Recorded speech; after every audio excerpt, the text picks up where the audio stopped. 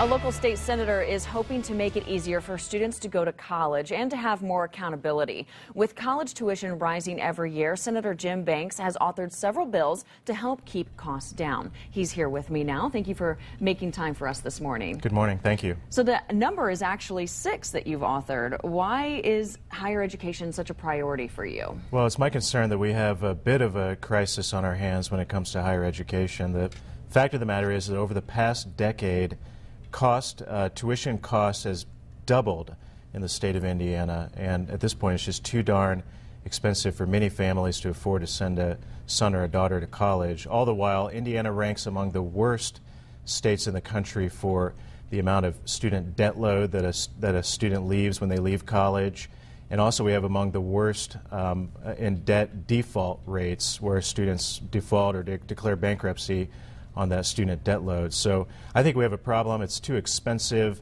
All the while, the jobs that are leaving Indiana are the types of jobs that don't require a college degree. So in these economic times, we need college graduates to meet the workforce needs of the jobs of the future. Certainly a lot of problems facing us then with those statistics. What are the plans then? How are you hoping to lower costs? Well, I take this issue very seriously. I serve on the Senate Education Committee, so I drafted a fairly aggressive agenda that tries to meet these needs in many different ways, but specifically trying to bring more accountability to the higher education structure.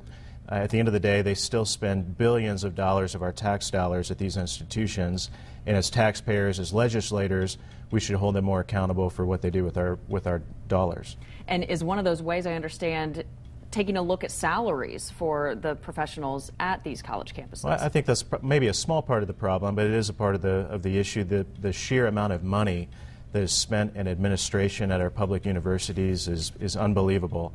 So I have one piece of legislation that tries to bring more transparency to how our dollars are spent, and I think that will help shine a light on where those dollars go so that we can hold them more accountable. And it sounds like you're wanting to give a boost to those kids, just not even at the college level yet. They're starting to look ahead, though, and in high school, wanting to give more dual college credit courses, have more options in high school. Is that right? Yeah, that's one way we can meet this demand, is by providing more dual credit opportunities in the high schools. One of the problems with that, though, and as a legislator, I've been in office for just a little over a couple of years, and already I hear all the time from families who find out later, after their son or daughter took a dual credit opportunity in high school, or even took a course at IPFW here in Fort Wayne or Ivy Tech, and found out that those courses don't necessarily transfer like they thought they would. So they have to retake those courses, and at the end of the day, that costs them more.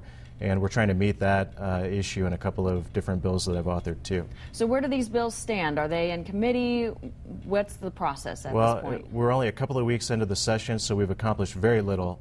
But they all are assigned to the Education Committee, which I'm a member of, and we will be hearing them in committee and debating them over the next couple of weeks. Okay. Senator Banks, I appreciate you making time for us this morning and discussing all of this. It's a topic that affects truly everyone, whether you're a student or a parent. Thank you.